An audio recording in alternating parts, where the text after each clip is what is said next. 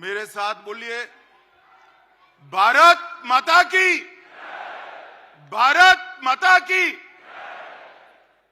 मंच पर उपस्थित हम सब के प्रिय नेता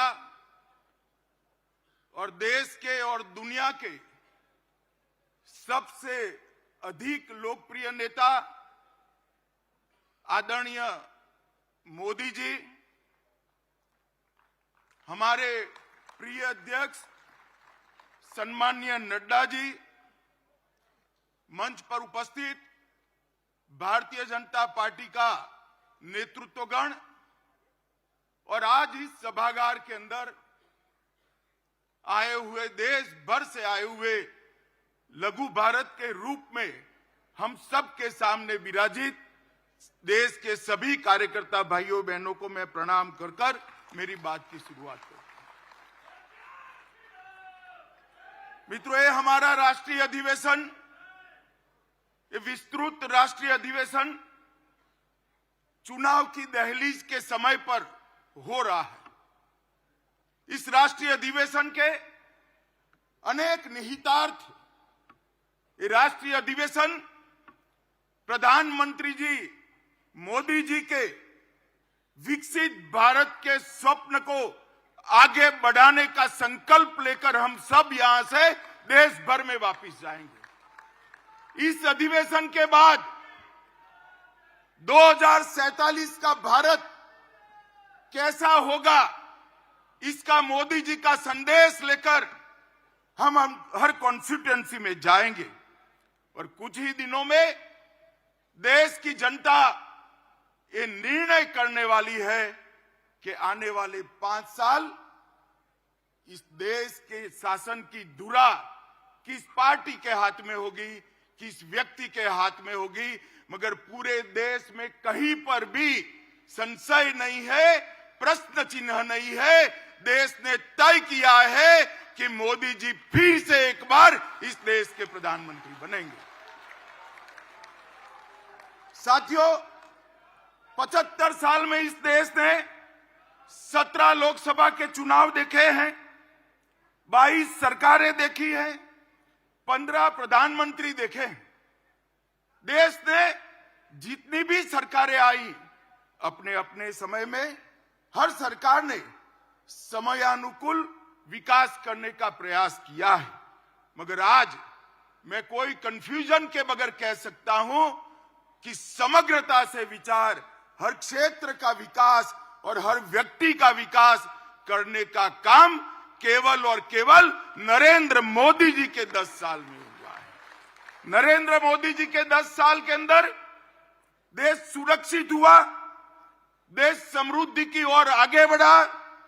60 करोड़ गरीब जो आजादी के 75 साल तक, 70 साल तक अपने आप को विकास की प्रक्रिया के बाहर मानते थे, उसको मालूम ही नहीं था कि देश आजाद हुआ, लोकतंत्र आया, मुझे क्या मिला, मेरा क्या हिस्सा। भाइयों और बहनों, 60 करोड़ गरीबों को घर देना, घर में गैस का सिलेंडर देना, पीने का पानी का कनेक्शन देना, बिजली पहुंचाना, शौचालय देना, 5 किलो अनाज गरीब को फ्री ऑफ कॉस्ट मुफ्त में देना और 5 लाख तक का स्वास्थ्य का उसका खर्चा भी सरकार ने उठाया। आज ये 60 करोड़ गरीब अपना बैंक अकाउंट भी रखते हैं और डिजिटल इंडिया से एक गरीब महिला अपनी सब्जी भी परचेज कर पाती है, सब्जी भी खरीद करती है।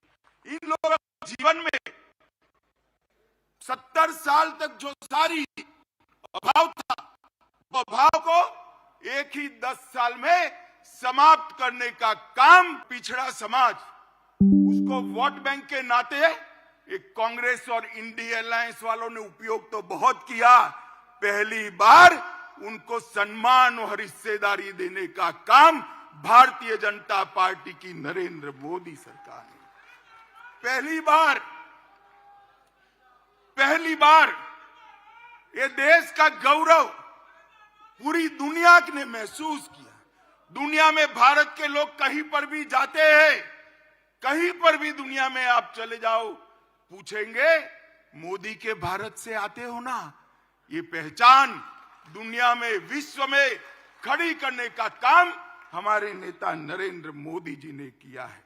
और मैं आज बताना चाहता हूं मित्रों आपको कि 140 करोड़ की जनता ने पहली बार महान भारत का स्वप्न देखने का साहस नरेंद्र मोदी जी ने दिया है।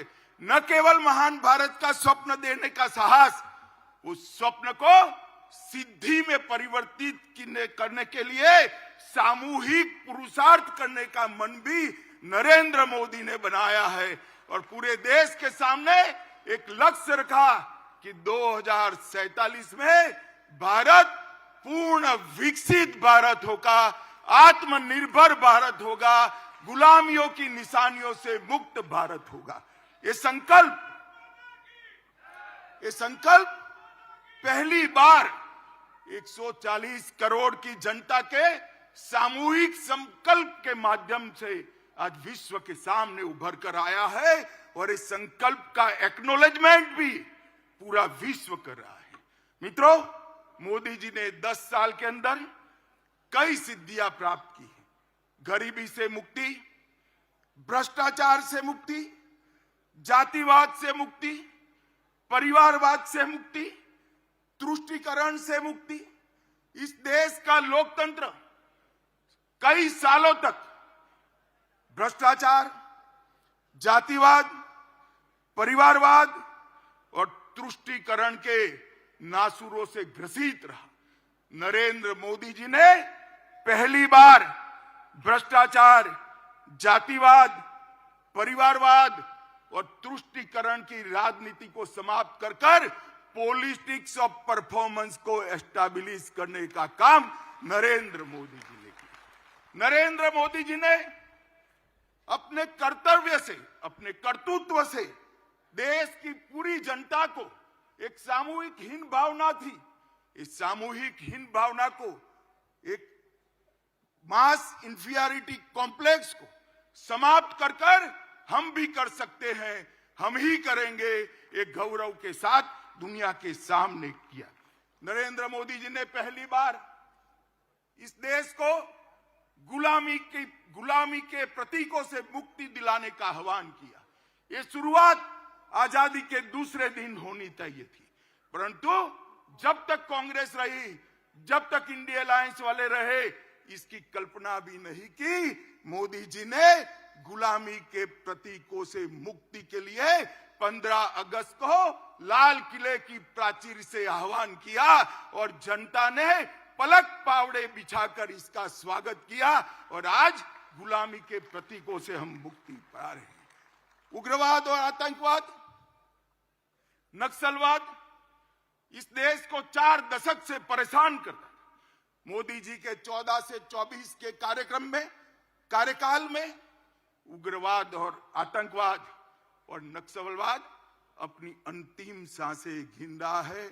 मैं देश की जनता को कहना चाहता हूं, मोदी 3 में ये देश पूर्णतया आतंकवाद, उग्रवाद और नक्सलवाद से मुक्त होकर शांत और समृद्ध भारत बनने की दिशा में आगे बढ़े। भाई और बहनों, मोदी जी के शासन ने कई विरोधाभास खत्म कर दी। एक समग्रता से सोचने वाला नेतृत्व, एक नीति के आधार पर चलने वाला नेतृत्व, एक युग दृष्टा नेतृत्व किस तरह से काम करता है, इसकी मिसाल कायम की है।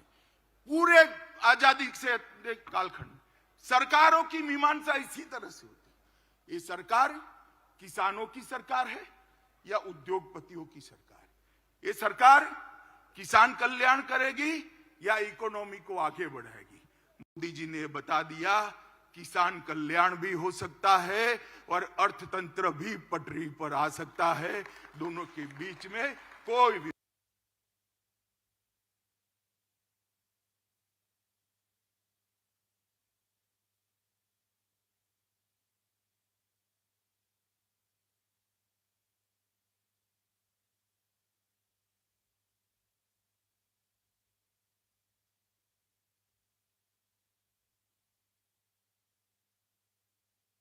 और शहर भी दुनिया में सबसे सुविधापूर्ण शहर बन सकते हैं, स्मार्ट सिटी बन सकते हैं, ये सिद्ध किया। गरीब कल्याण और अर्थतंत्र का विकास दोनों के बीच में भी बहुत बहस चली। कई बार कई सरकार, कई अर्थशास्त्री, कई पंडित कहते रहे कि जो अर्थशास्त्र का मतलब अर्थतंत्र का विकास करना है तो गरीब कल्याण को छोड़ना पड़ेगा।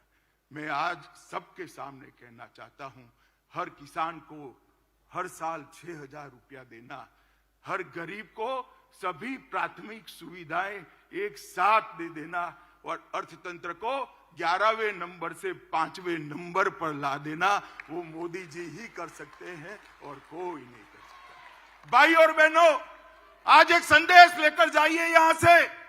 130 करोड़ की 140 करोड़ की जनता के बीच में मोदी जी को तीसरी बार प्रधानमंत्री देश की जनता बनाए, हमारा अर्थतंत्र भी तीसरे नंबर पर आ जाएगा। ये संदेश लेकर हमने जाना है। इसी तरह से एक द्वंद्व चालू रहा कि विदेश नीति, अगर दुनिया को मित्र बनाना है तो देश की सुरक्षा में थोड़ा बहुत कॉम्प्रोमाइज करना पड़ेगा। ये बहुत लंबा बहस का विषय आजादी के बाद तुरंत शुरू हुआ और सारे पंडित सुरक्षा नीति और विदेश नीति के बीच के द्वंद्व में फंसते रहे। मोदी जी ने तय कर लिया और कर दिखाया कि सरहद की सुरक्षा, देश की सुरक्षा हमारी सबसे पहली प्रायोरिटी है। और आज ये करने के बाद, देश को सुरक्षित करने के बाद, मोदी जी ने भारत को विश्व मित्र के रूप में प्रस्तावित किया। वसुधैव कुटुंबकम का हमारा सूत्र को उन्होंने नीचे लिखा।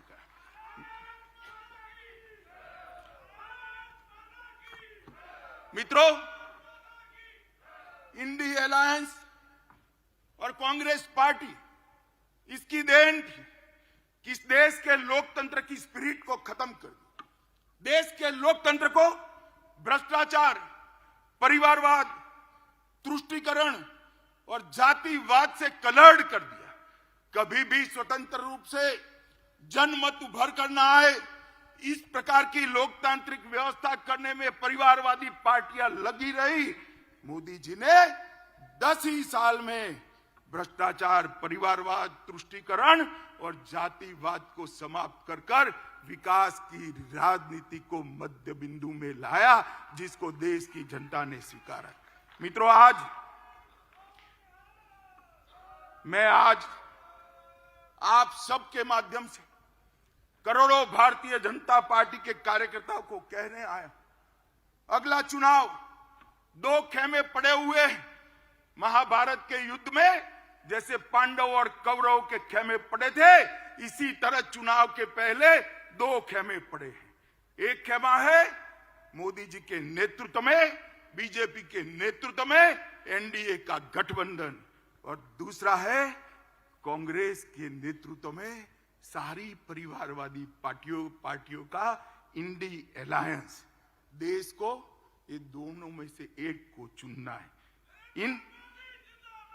इंडी गठबंधन एक घमंडिया गठबंधन, भ्रष्टाचार, परिवारवाद और तुष्टीकरण की राजनीति का पोषक, और भाजपा और एनडीए का गठबंधन राष्ट्र प्रथम के सिद्धांत पर चलने वाला गठबंधन है। देश की जनता को तय करना है ये परिवारवाद।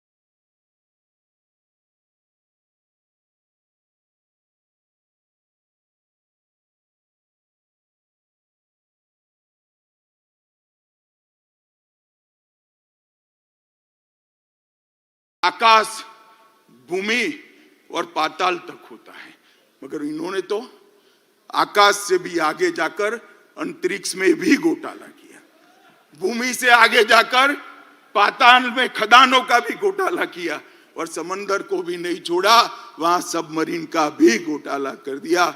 जब, नल, थल, अंतरिक्ष, हर जगह एक कांग्रेस ने घोटाले किए और इंडी अलायंस का नेतृत्व कांग्रेस के हाथ में। मैं देश की जनता को कहना चाहता हूं, किस प्रकार की सरकार, एक और लाखों करोड़ के घपले घोटाले करने वाली कांग्रेस है और दूसरी ओर 23 साल से राज्य सरकार और केंद्र सरकार में मुखिया रहने के बाद भी हमारे विरोधी भी एक कानी पाई का आरोप न लगा सके, ऐसा नेतृत्व नरेंद्र मोदी का नेतृत्व। देश की जनता ने, मित्रों, देश की जनता ने तय करना है कि देश का भविष्य ये भ्रष्टाचारियों के हाथ में सौंपना है या नक्सिक प्रामाणिक व्यक्ति जिस पर दुश्मन भी आरोप नहीं कर सकते ऐसे नरेंद्र मोदी जी को सौंपना। और मित्रों, एक कहावत है, बड़े मियां तो बड़े मियां, छोटे मियां भी सुभान अल्लाह। जब कांग्रेस पार्टी इतना भ्रष्टाचार करती है तो साथी भला क्यों बाकी रहेंगे?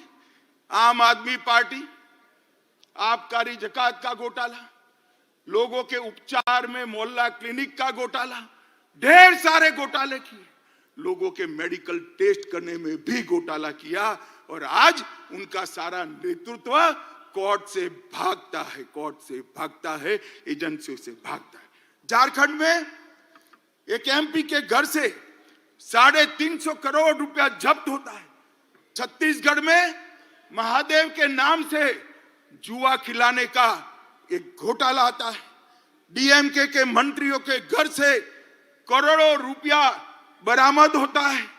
तृणमूल कांग्रेस के मंत्रियों के घर से अनेक करोड़ रुपया, 55 करोड़ तो एक ही स्थान पर से मिलते, अनेक करोड़ रुपयों का, सैकड़ों करोड़ के घोटाले बाहर है और लालू जी सजा आपता है और अभी भी एक एक नई भ्रष्टाचार की एफआईआर उन पर हो रही है।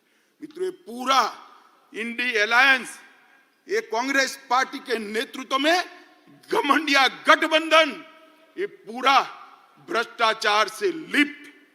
देश की जनता ने तय करना है, भ्रष्टाचार के दूषण को समाप्त करने वाले नरेंद्र मोदी जी को मैंडेट देना है या भ्रष्टाचार ही जिनका धर्म है ऐसे इंडी अलायंस को मत देना है। ये देश की जनता ने दे। मित्रों, परिवारवाद, अभी ढेर सारे पत्रकार, कुछ मीडिया चैनल, इंडी अलायंस बड़ा चैलेंज, बड़ा चैलेंज, बड़ा चैलेंज, बड़ा चैलेंज। अगर मुझे कोई कहे कि इंडी अलायंस क्या है तो मैं इसकी एक ही व्याख्या करता हूं, 7 परिवारवादी पार्टियों का गठबंधन इंडी अलायंस है। इससे ज्यादा कुछ नहीं है।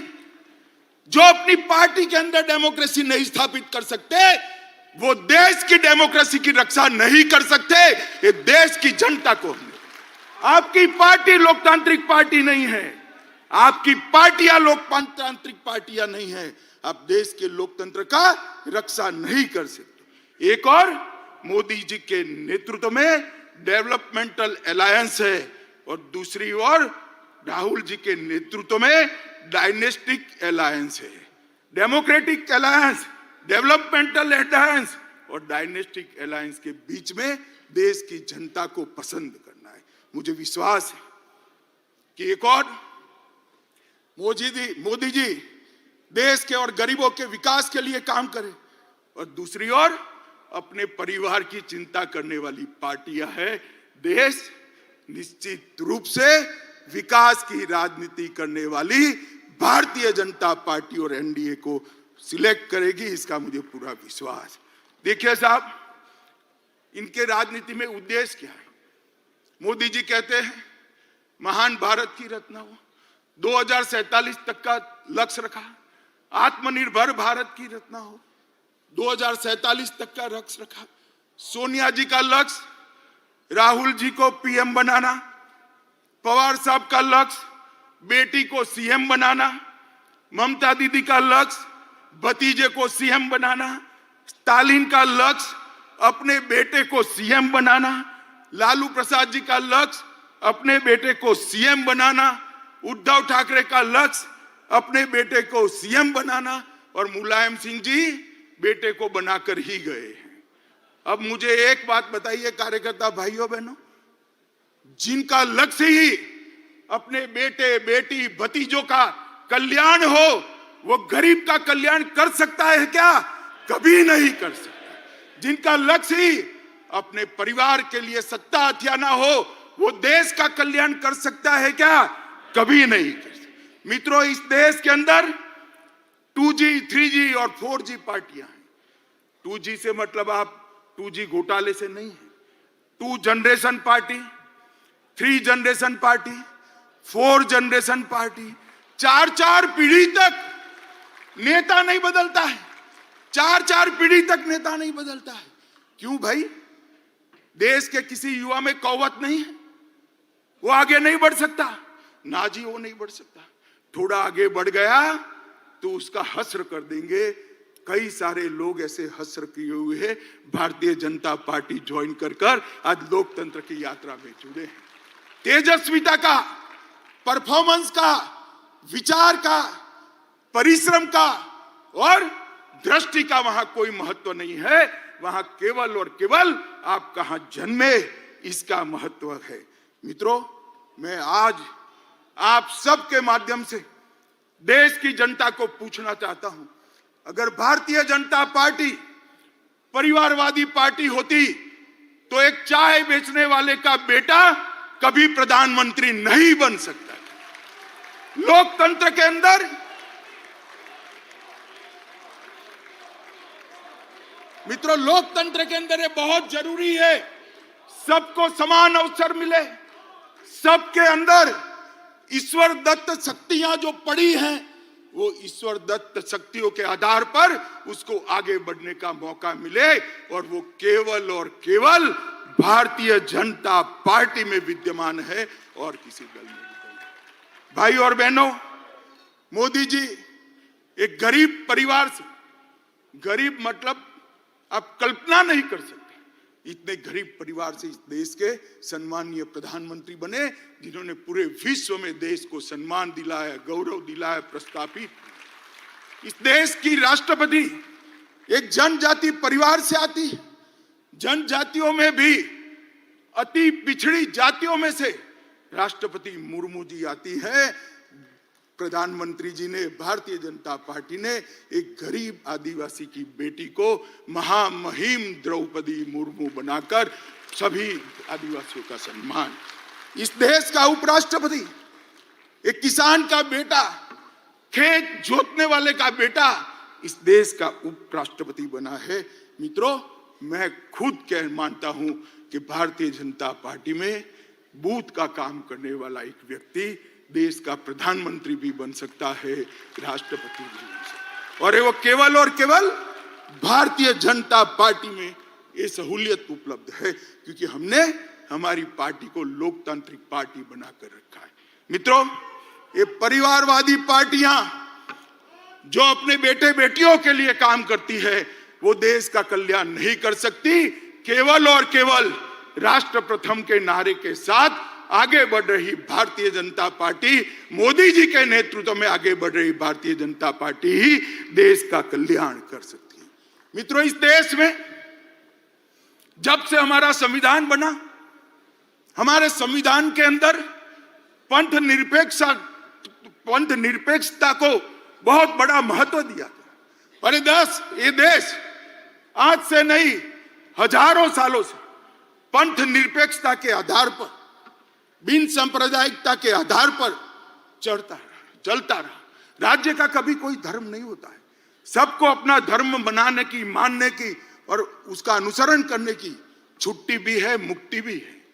परंतु कांग्रेस पार्टी ने वोट बैंक की रचना करने के लिए संविधान की उदात्त भावनाओं में भी विकृति डालकर पंथ निरपेक्षता को तुष्टीकरण की राजनीति से दूषित किया। मित्रों, मैं आज आप सबके सामने कहना चाहता हूं, ये कांग्रेस पार्टी जिसने भगवान श्री राम के अस्तित्व को नकारा और एफिडेविट पर नकारा, बाद में उनको एफिडेविट वापस ले।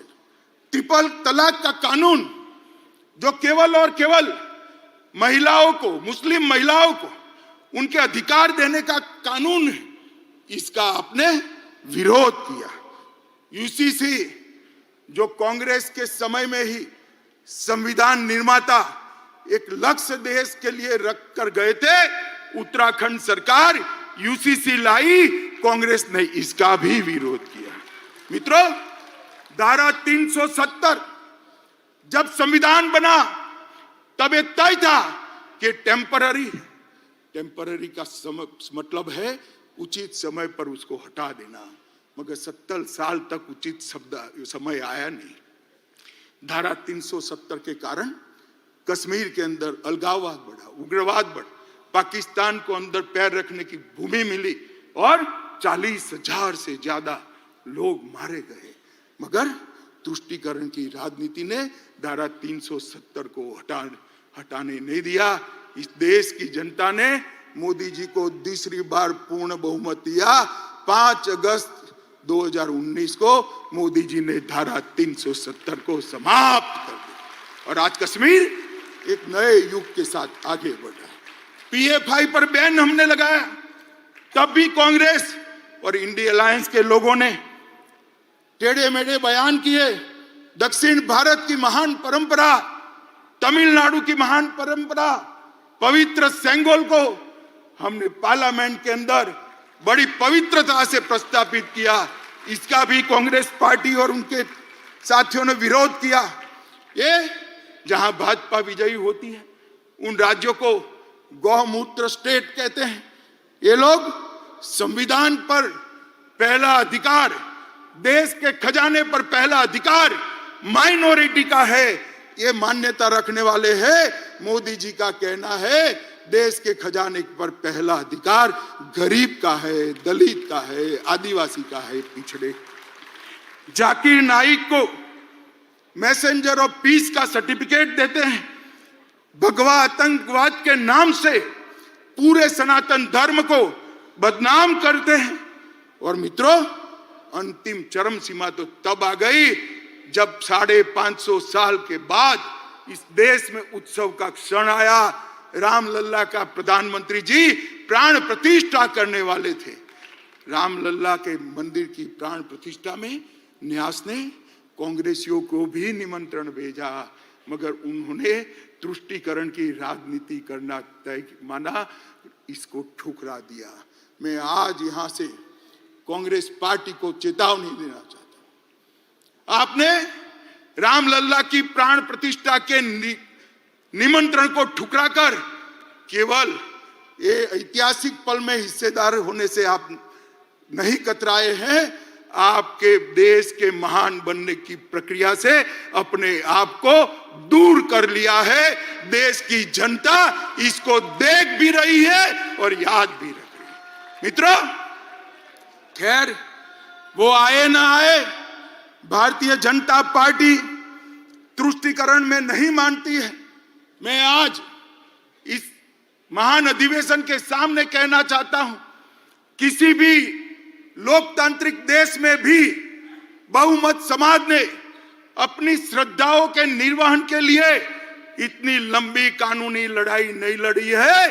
75 साल तक हम कानूनी लड़ाई लड़े और संपूर्ण लोकतांत्रिक तरीके से हमने राम मंदिर का निर्माण किया। इसका संपूर्ण यश हमारे प्रधानमंत्री नरेंद्र मोदी जी को जाता है।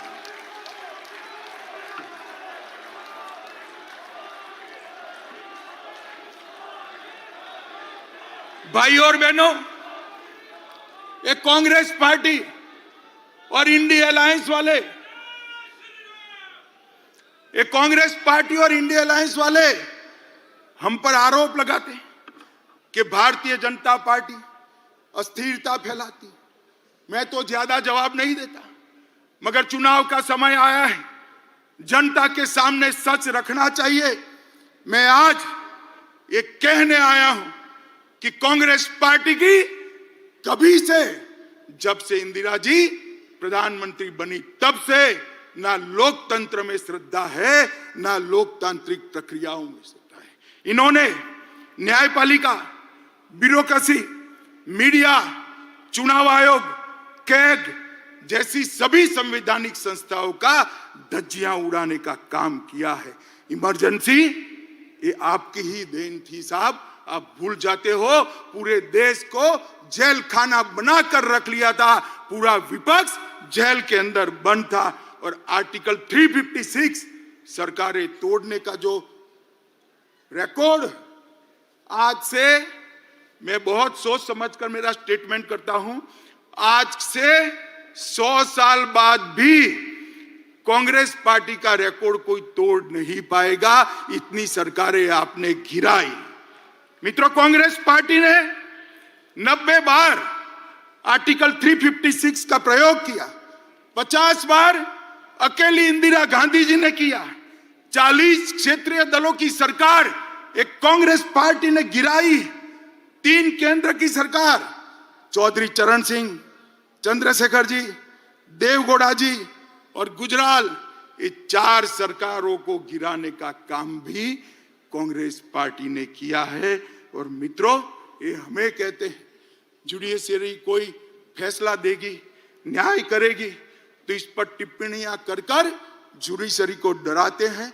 मैं कांग्रेस पार्टी को याद कराता हूं, 1973 में 3 वरिष्ठ जजों को कुदाकर, जस्टिस सेलत, जस्टिस ग्रोवर और जस्टिस हेगड़े को कुदाकर आपने एएन रे को सर्वोच्च न्यायाधीश बनाया, क्योंकि आप रायबरेली का फैसला आपके खिलाफ आ गया था। मित्रों, हमने कभी जुडिशरी के खिलाफ इस प्रकार के षड्यंत्र नहीं किए। मित्रों, कांग्रेस पार्टी इस देश में अस्थिरता की जनक है, और स्थिरता अगर कोई दे सकता है तो केवल और केवल भारतीय जनता पार्टी दे सकती है। मित्रों, अभी अभी देश में हम चुनाव में जा रहे हैं, हिंसा कहां होती? मैं आज देश के मीडिया को भी कहना चाहता हूं, हिंसा की बात आप करते हैं, कौन से राज्यों में चुनावी हिंसा होती है? कौन से राज्य में पॉलिटिकल हिंसा होती है? मैं आज देश की जनता को गिनाना चाहता हूं। केरल, हमारे 100 से ज्यादा कार्यकर्ता शहीद हो गए, 300 से ज्यादा कार्यकर्ता अपाहिज हो गए। किसका शासन है? इंडिया अलायंस का शासन है। बंगाल, सैकड़ों कार्यकर्ता मौत के घाट उतार दिए गए। हमेशा चुनाव में धांधली, गपलेबाजी और हिंसा होती रही। किसका वहां राज है?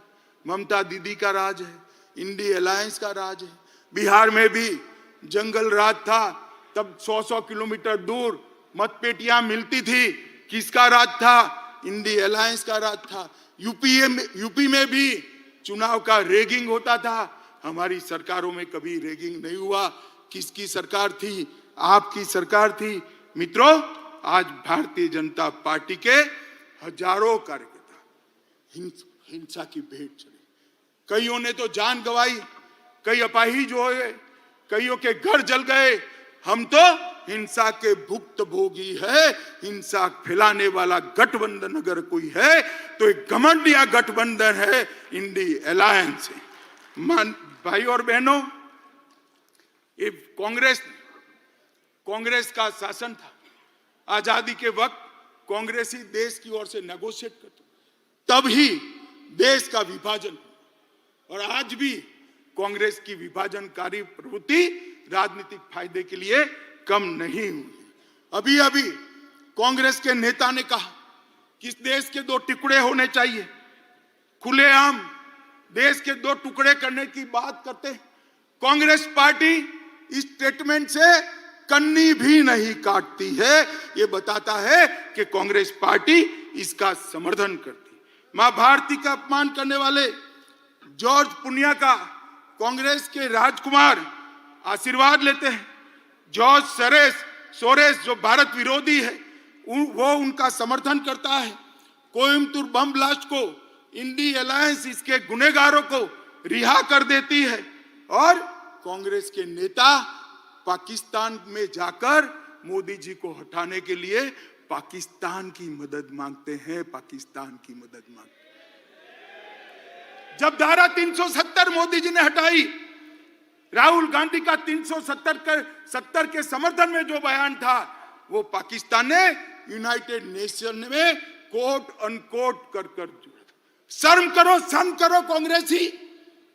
आपके देश के खिलाफ आप विदेश में जाकर बोलते हो, देश के प्रधानमंत्री, देश की संसद, देश के लोकतंत्र की निंदा विदेश में जाकर करते हो, और धारा 370 जैसी महत्वपूर्ण चीज को आपने पाकिस्तान को यूएन में हथियार देकर देशद्रोह का एक उदाहरण सेट किया है मित्रों। और मैं देश की जनता को कहता हूं, ये विभाजनकारी प्रवृत्ति जो आजादी के वक्त थी वो आज भी वहां पर है, उसमें कोई परिवर्तन नहीं हुआ। मित्रों, अभी एक कांग्रेस के शहजादे को किसी ने एक भाषण लिखकर दे दिया है। उनका तय है, हर भाषण वो 9 महीने तक बोलते ही रहेंगे, 9 महीने के बाद स्क्रिप्ट बदलता है, ये तय है उनका। अभी उनके हाथ में ओबीसी का भाषण किसी ने थमा दिया है। हर जगह ओबीसी पूछते हैं, हर सवाल ओबीसी के लिए। मैं इनको कहना चाहता हूं, भाई अच्छा ट्यूटर रख लो, अच्छा शिक्षक रख लो, और कांग्रेस पार्टी ने ओबीसी के लिए क्या किया है उसका जरा अध्ययन कर लो। आप जो बोल रहे हो वो आपके ही खिलाफ जा रहा है। मैं आज आप सभी को बताना चाहता हूं, 1957 में काका साहेब कालेलकर कमेटी ने पिछड़ों के लिए रिपोर्ट दिया, कांग्रेस पार्टी ने इसको कभी इंप्लीमेंट नहीं किया। मंडल आयोग बना 1980 में, मंडल आयोग को इंदिरा गांधी ने ठंडे बस्ते में डाल दिया। 1990 में जब इंप्लीमेंटेशन की बारी आई, विपक्ष के नेता नाते राजीव गांधी ने पार्लियामेंट में इसका विरोध किया। और मित्रों, ओडिशा में और जवाहरलाल जी ने 1951 में जातिवादी सर्वे का विरोध किया था। और भारतीय जनता पार्टी ने क्या किया? मैं पिछड़ा समाज की बात करता हूं, बड़े गौरव के साथ बात करता हूं मित्रों। हमने इस देश को गौरव हो इस तरह से अति पिछड़ी जाति का प्रधानमंत्री देने का काम भारतीय जनता पार्टी ने किया। आज देश में पहला मंत्रिमंडल ऐसा है मोदी जी का जिसमें 27 मंत्री ओबीसी है। राज्यों को ओबीसी की सूची का संशोधन करने का अधिकार मोदी जी ने दिया। केंद्रीय विद्यालय, नवोदय विद्यालय, सैनिक स्कूल और मेडिकल इंजीनियरिंग के दाखलों में 27% आरक्षण पहली बार नरेंद्र मोदी जी ने दिया। ओबीसी की छात्रवृत्ति में 33% की वृद्धि नरेंद्र मोदी जी ने की।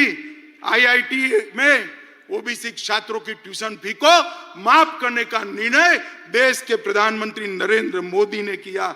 नीट की परीक्षा में ओबीसी बच्चों का पहली बार अगर आरक्षण हुआ तो नरेंद्र मोदी जी ने किया।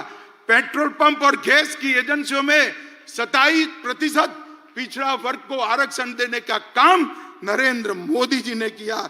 और ये जितनी भी गरीब कल्याण की स्कीमें बनी है उस सब में सबसे बड़ा बेनिफिशियरी अगर कोई है तो दलित, पिछड़ा और ओबीसी भाई है। राहुल गांधी, आप हमें क्या ओबीसी का कल्याण सिखाते हो? हम तो समाज के हर वर्ग को साथ में लेकर चलते हैं। जो पिछड़ा है उसको ज्यादा मिलता है, जो अकड़ा है वो अपने आप अपना शहर जाने देता है।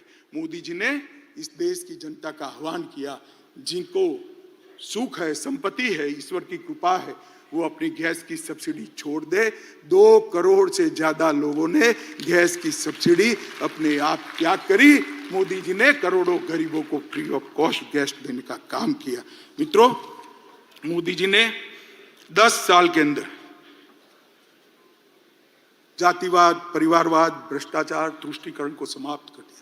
इसके आधार पर राजनीति करते थे, इसके आधार पर अपनी राजनीति को आगे बढ़ाते थे। उनका स्वप्न, ये 4 आधारों पर सत्ता हथियाने का स्वप्न मोदी जी ने चूर चूर कर और महिलाओं को अधिकार देने के कई मौके आए, वे विरोध करते रहे।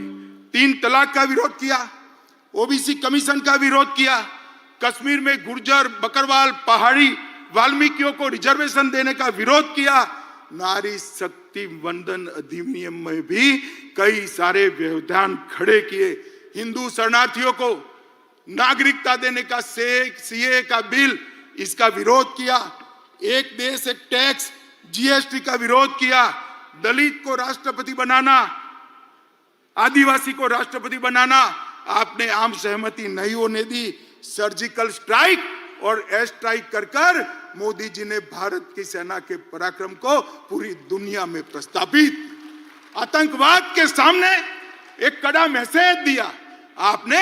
उस वक्त भी राहुल बाबा आपने उस वक्त भी देश से साक्ष्य मांगे थे, शर्म करो सेना के जवान की शहादत पर आप साक्ष्य मांगते हो। मित्रों, भारत ने वैक्सीन का निर्माण किया, 100 से ज्यादा देशों में हमारा वैक्सीन गया, वैक्सीन के माध्यम से आज 140 करोड़ का देश कोरोना से सुरक्षित हुआ, उसको भी मोदी वैक्सीन कर कर आपने बदनाम करने का प्रयास किया। मगर देश की जनता ने भी, आज भी कोई वैक्सीन लेने जाता है तो कहता है मोदी वैक्सीन दे दो भाई, मेरी इम्यूनिटी खत्म हो गई। Digital economy, direct benefit transfer, इसका विरोध किया, नई संसद बनाई, इतनी भव्य संसद देखकर आज पूरी देश की जनता पुलकित है, गौरवान्वित है, इसका भी आपने विरोध किया। कर्तव्य पथ बना, आपको राजपथ नाम अच्छा लगता था, कर्तव्य पथ का भी विरोध किया, भारत मंडपम में कोर्ट से उसको रोकने का प्रयास किया, यशो भूमि को भी रोकने का प्रयास किया, डाटा प्रोटेक्शन का विजनरी बिल, इसका भी विरोध किया, और अंत में रामलल्ला की प्राण प्रतिष्ठा का भी आपने विरोध किया। मित्रों, एक कांग्रेस डिनायल मोड में आ चुकी है। पूरे देश की जनता को मैं कहना चाहता हूं, 5 साल का पार्लियामेंट के अंदर कांग्रेस का हिसाब किताब निकालिए, इन्होंने पार्लियामेंट के अंदर शोर शराबे और बहिष्कार के अलावा कुछ नहीं किया। हम भी विपक्ष में रहे, 10 साल तक बैठे, आगे पूरा जीवन विपक्ष में, हम रचनात्मक विपक्ष की भूमिका निभाते, अच्छा है उसका समर्थन करते थे, और आपके भ्रष्टाचार को भी हमने उजागर किया, मगर आपने क्योंकि भ्रष्टाचार है नहीं, बाहर जाना ही उचित समझा। मित्रों, इंडिया अलायंस अहंकार से युक्त है, वो सहन ही नहीं कर सकते, वो ऐसा मानते हैं कि देश का प्रधानमंत्री वो ही बन सकता है जो बड़े परिवारों से आता है, वो सहन नहीं कर सकते। एक गरीब मां का बेटा आज देश का प्रधानमंत्री बनकर देश को चला रहा है, ये अहंकार उनको भारतीय जनता पार्टी के खिलाफ खड़े, ये परिवारवादी राजकुमार सारे के सारे इकट्ठा होकर हमारा विरोध कर रहे। मोदी जी ने 40 से ज्यादा नीतियां बनाकर इस देश को नीतियों के आधार पर चलाने का काम किया। मैं पूरी सूची बोलना नहीं चाहता मित्रों, पॉलिसी पैरालिसिस हो गया, ऐसी पूरी दुनिया मनमोहन सिंह सरकार को कहती थी। आज मोदी सरकार ने हर क्षेत्र की 40 से ज्यादा पॉलिसी बनाकर पॉलिसी के आधार पर शासन कैसा हो सकता है उसका उदाहरण पूरी दुनिया में रखने का काम नरेंद्र मोदी जी ने किया। और मित्रों,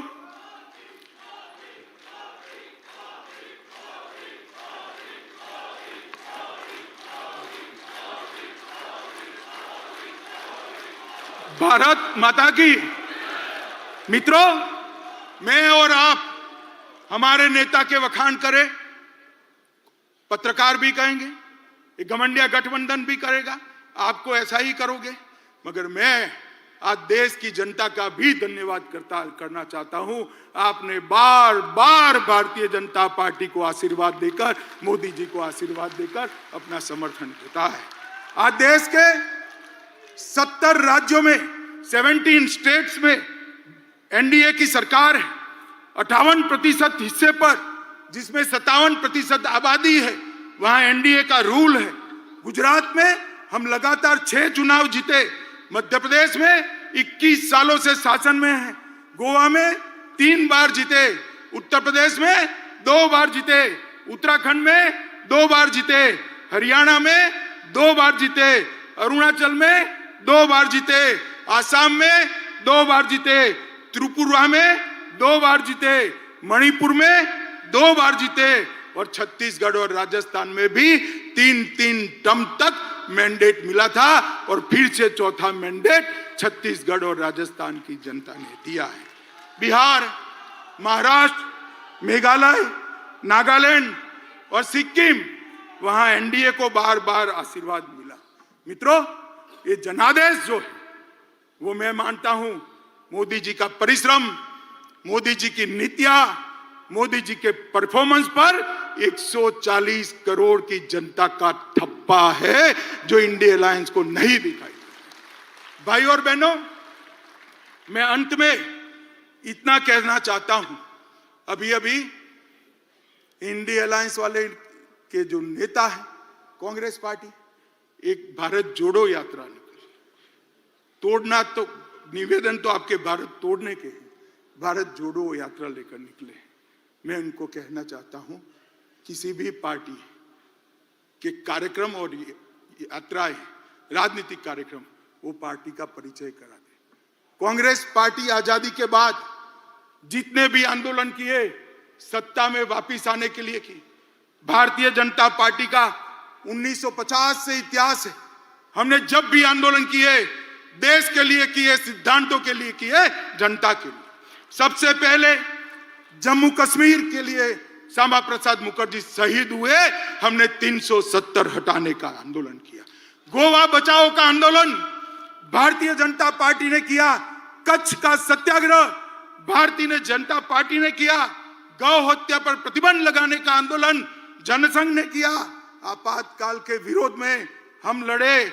असम में घुसपैठियों के खिलाफ हमने पूरे देश को मोबिलाइज किया। राम जन्मभूमि का आंदोलन भी केवल और केवल भारतीय जनता पार्टी ने किया। भ्रष्टाचार के खिलाफ अडवाणी जी के नेतृत्व में हमने आवाज उठाई। तेलंगाना आंदोलन भी भारतीय जनता पार्टी ने किया और सबरीमाला का आंदोलन भी भारतीय जनता पार्टी ने किया।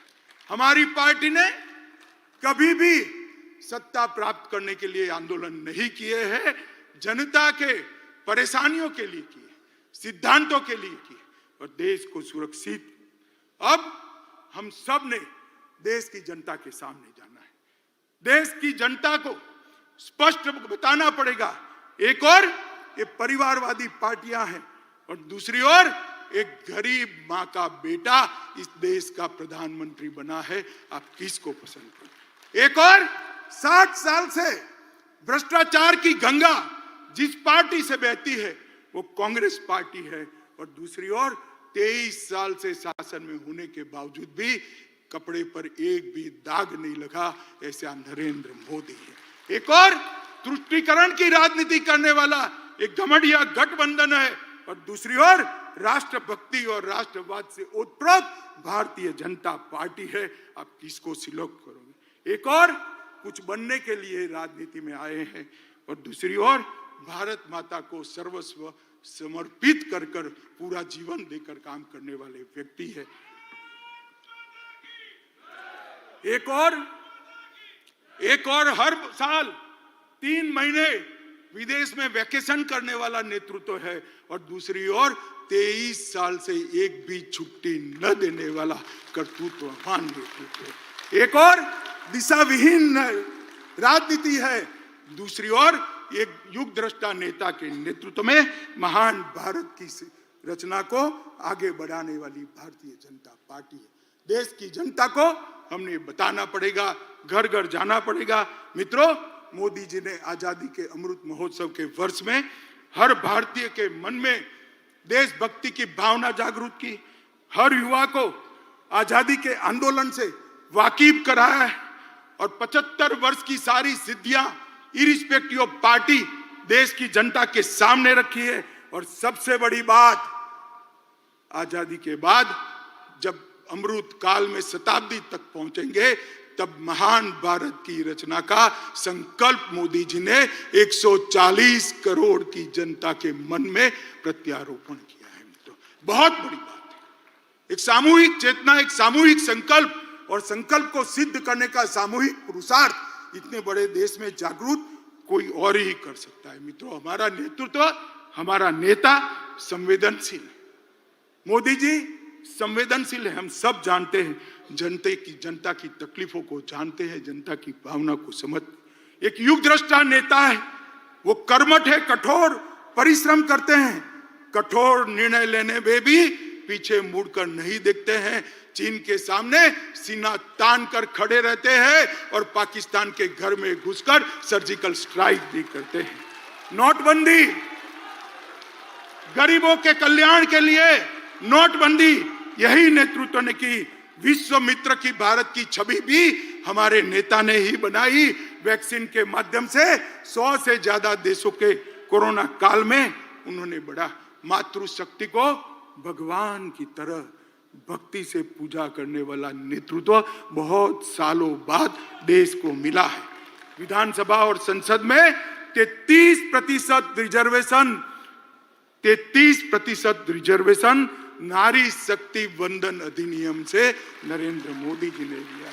और जाति की कल्पना जो सदियों से इस देश में थी, इसको समाप्त कर गरीब, युवा, महिला और किसान, ये 4 वर्ग को समाहित कर सच अर्थ में संविधान की स्पिरिट को मोदी जी ने नीचे उतारा है, नीचे तक उतारा है।